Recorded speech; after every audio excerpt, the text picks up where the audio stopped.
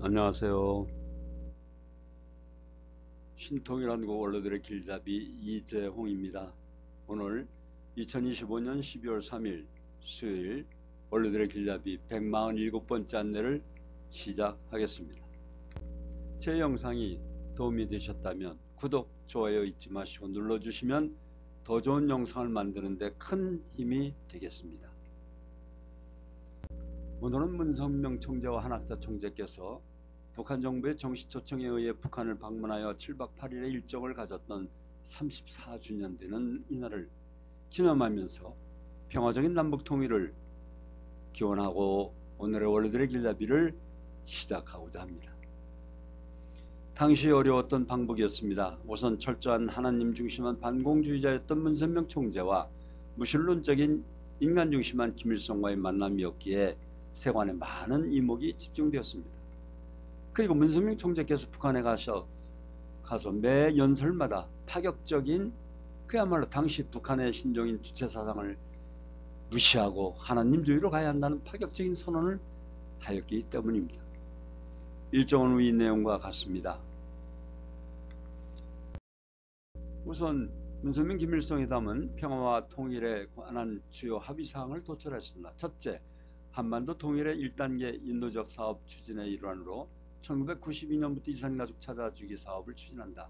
이산가족 상봉과 결합은 노령자부터 실시한다. 둘째, 핵에너지는 평화적 목적에만 사용할 것이며 공화국 즉 북한은 순리적인 국제학사차를 받을 것이다. 세 번째, 공화국은 해외교포를 위시한 모든 국가의 대북한 경제투자를 환영하며 군수산업을 제외한 평화적 경제사업의 통일그룹이 지원하는 대원칙에 합의한다. 네 번째, 공화국은 남북 정상이 만나서 통일 방식을 토론 결의할 수 있다면 정상회담에 응할 용의가 있다는 등 이와 같은 합의사항을 도출했으며 이 4개 사항을 모두 실천을 하였던 것입니다. 문 총재는 김다른 부총리와 윤기복 부위원장 등 북측 고위 관리가 참석한 가운데 만수대 국회의사당에서 피는 물보다 진하다는 주제로 2시간에 걸쳐 그의 평소 신념이 하나님주의와 투익사상, 애천A 내국, 그리고 공생공용 공의 이와 같은 참사랑에 의한 남북통일 방안을 설파했습니다. 주체사상을 가지고 남과 북을 통일할 수 없다 하시며 하나님 계시기 때문에 인간이 주체가 될 수 없다며 통일족은 하나님주의로만이 가능하다고 강조했던 것입니다. 문선명 총재의 연설 전문이 김수석이 지시로 다음날 노동신문에 실렸습니다. 하나님께서는 이 민족을 특별히 사랑하시어 우리에게 통일의 기회를 주셨다고 하셨습니다. 그리고 분단 46년 만에 하나님이란 글자가 노동신문에 처음으로 게재되었습니다.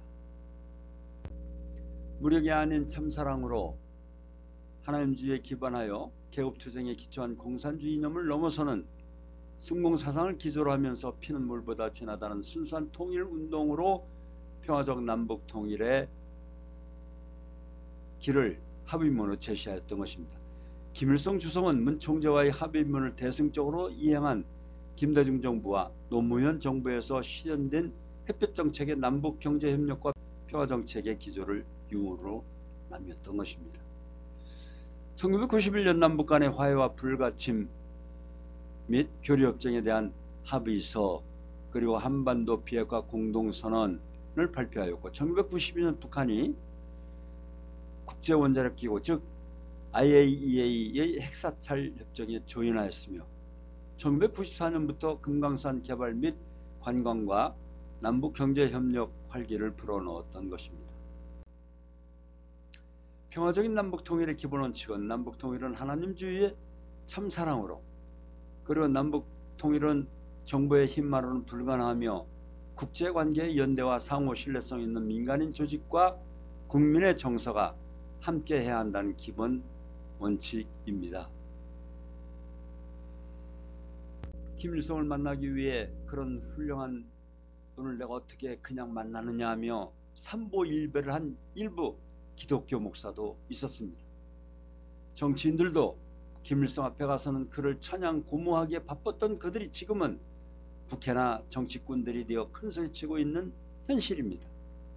그러나 문선명 학자 총재는 당당하였습니다. 김일성 주석은 문선명 총재 양이분을 만난 후 측근들에게 목사다운 목사를 만났다고 좋아했다는 후문을 들었습니다.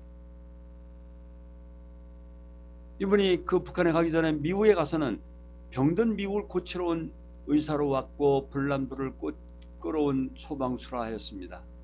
미국의 자존심을 많이 건드렸던 것이죠. 미국에서도 당당하였습니다. 구소련 가서는 당시 1991년 당시 고르바초프 대통령을 만난 자리에서도 막스 레닌 동상을 철거하고 하나님을 받아들이라고 하였던 것입니다. 그리고 엘리트 청년 3,000명을 미국으로 보내면 내가 현대식 교육을 시켜 돌려보내 소련의 현대화에 돕겠다고 하였으며 그 약속을 고르바초프도 이행을 하였던 것입니다. 이와 같이 북한, 미국, 소련 당시 국가 최고 지도자를 만나 하나님주의와 대한민국의 위상을 자랑스럽게 한 분이었습니다. 대한민국은 문선명 총재양 이분에게 감사해야 할 것입니다. 그리고 우리는 남북 통일을 위해 서로 소통하고 화합하며 신통일 한국을 위해 원로 지도자들께서 앞장서 나가셔야 할 것입니다. 아직도 편파적인 여론몰이나 특정 교단에 대하여 몰이해와 편견으로 보는 분들이 있습니다. 그러나 하늘의 진실은 언젠가는 드러나게 되어 있습니다. 대한민국도 하늘 아래에 있습니다. 그리고 누가 또는 어느 단체나 조직이 진정으로 우리 통일한국 남북 통일에 기여했는가는 곧 밝혀질 것입니다. 통일은 기다리는 것이 아니라 만들어가는 것입니다. 원로 지도자님들 함께 신통일 한국을 만들어 가겠습니다. 감사합니다. 고맙습니다.